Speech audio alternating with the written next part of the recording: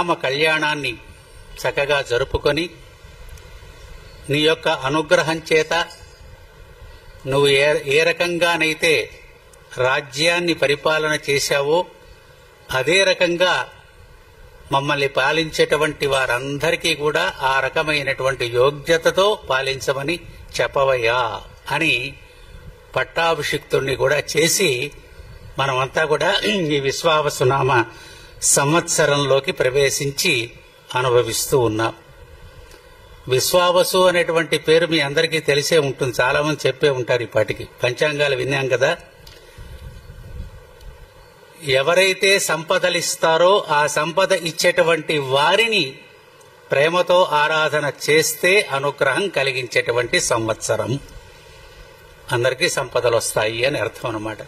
ఎవరైతే భగవద్ జ్ఞానంతో నిండి ఉంటారో వారందరికీ కూడా చక్కగా భగవద్ అనుగ్రహ కటాక్షం తప్పకుండా కలుగుతుంది అనేటువంటి అంశాన్ని మనం ఈ సంవత్సరంలో తెలుసుకోబోతున్నాం.